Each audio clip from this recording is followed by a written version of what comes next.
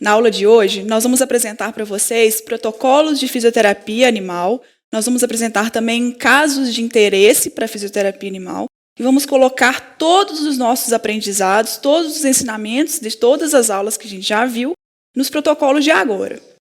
Aqui eu tenho um paciente meu, é a Peteca, um cão sem raça definida, que tem artrose nos joelhos bilateral e também tem um pouquinho de displasia coxofemoral do lado direito do membro pélvico. Esse animal ele tem 7 anos de idade, apresentou dificuldade de deambulação, dificuldade de flexão dos joelhos, dos 2 joelhos, bilateral, sem causa definida, sem diagnóstico definido também.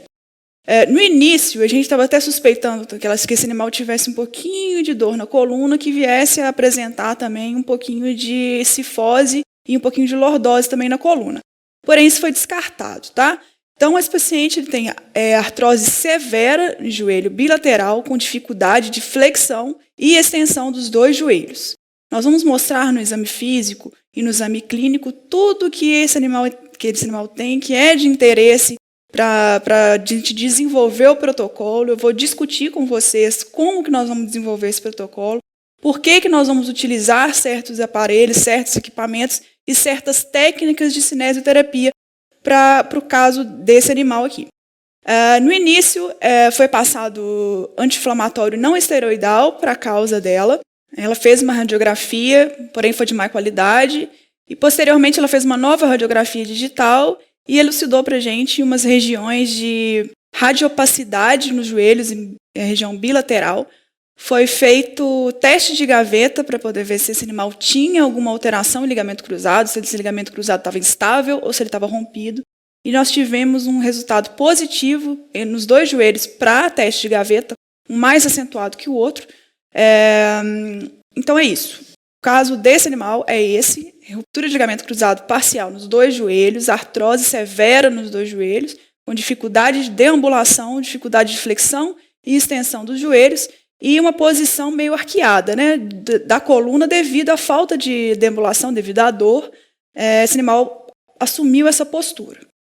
Agora nós vamos seguir para o exame físico e o exame clínico desse animal para a gente poder entender mais, elucidar mais o que está acontecendo com os joelhos desse paciente, e assim a gente vai discutindo posteriormente qual protocolo que nós vamos aplicar nesse paciente. Seguindo agora para o exame ortopédico, não sendo necessário a gente fazer o exame nem físico nem clínico, porque ela já veio encaminhada para a gente de um outro serviço. Então, ela veio de um serviço completo, serviço ortopédico, físico, ortopédico e clínico, e foi passado para a fisioterapia já com os exames em dia. Tá? Então, todos os exames dela estão bons, ela está com a saúde em dia, está com o exame clínico ok, o exame físico também ok, e foi passado para a fisioterapia. Então, para a fisioterapia aqui agora, como ela já veio encaminhada, o que interessa para nós? Fazer somente o exame ortopédico. A não ser que ela apresente alguma outra característica que seja interessante para a gente fazer outro exame, mas a priori seria o exame ortopédico. Como que a gente começa esse exame ortopédico? Nós já conhecemos a causa, já conhecemos a causa desse animal, porque ele veio para nós, né? Já conhecemos todo o histórico do paciente. Então, agora nós vamos fazer o nosso exame, que já é de interesse para a gente poder fazer o nosso protocolo. Primeira coisa que a gente vai fazer, vamos colocar o animal em estação e ver como ele se porta, né? Qual que é a posição que esse animal assume. Então, é aquela posição que eu falei com vocês, né? Coluna arqueada, a cauda ela é bem extensa para poder ajudar no equilíbrio desse paciente, tá? Joelhos flexionados, não estende o joelho, e bastante atrofia muscular. A gente repara bem aqui na região de bíceps femoral, a gente consegue ver o fêmur dela em evidência, com essa fossa entre a musculatura e o osso femoral, né, o fêmur, e o bíceps femoral com bastante flacidez e pouca evidência. Então, bastante flacidez, né, perda de massa muscular. Colocando ela assim, é muito mais fácil a gente conseguir ver perda muscular, atrofia muscular nos 2 membros. Tá? Os 2 membros muito perto um do outro, quando ela assume a posição em extensão, e joelhos totalmente arqueados. Qual é o outro passo que a gente vai fazer esse exame? Ver esse animal deambulando. A gente passa esse animal para cá, a gente deixa esse animal andar um pouquinho na mesa e a gente vê ele deambulando. Tá? Um pouquinho de dificuldade de deambular.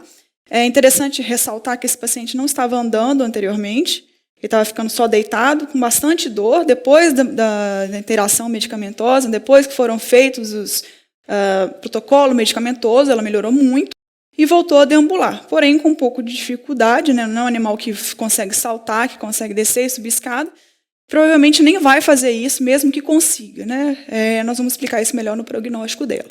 Então, é um animal que tem dificuldade de deambulação, uma posição que não é normal para um animal em relação ao animal saudável.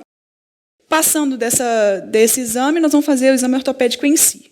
Tá? Vamos começar fazendo as nossas medidas que a gente aprendeu naquela aula de ortopédico. Segura ela aqui para mim.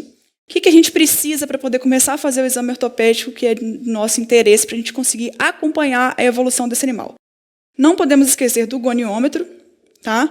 O goniômetro ele vai ajudar a gente a entender e a perceber a melhora desse animal na questão de flexão e extensão do joelho, questão de mobilidade articular. Nós já aprendemos o que é mobilidade e nós vamos aprender, já aprendemos também o que é mobilização, vamos fazer isso durante o protocolo.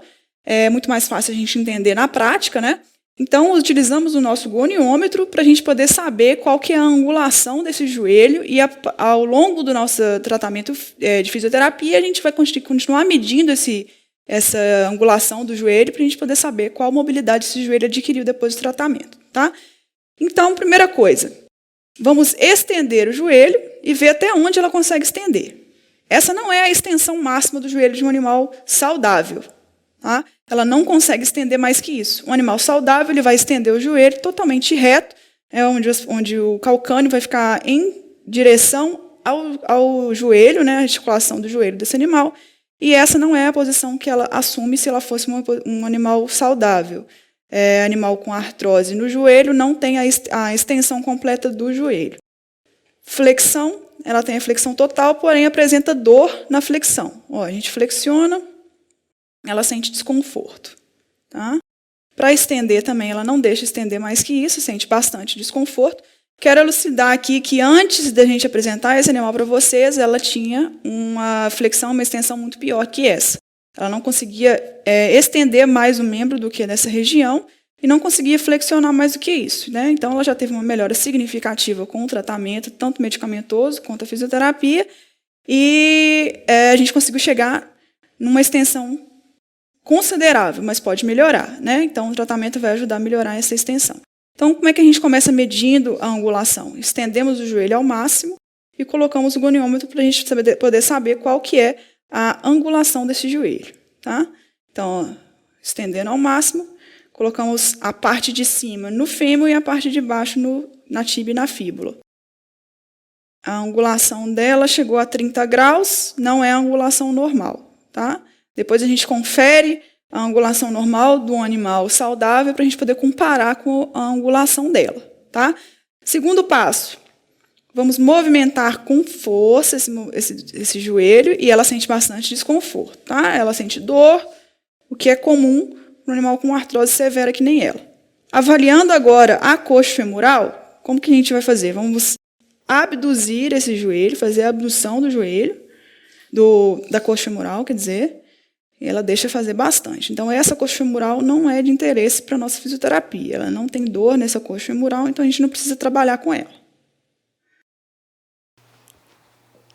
Opa! Calma aí, veterinário. Não podemos continuar passando esse vídeo por aqui, né? Por causa do conteúdo. Mas quer continuar assistindo essa aula? Faça o cadastro agora no VET Profissional.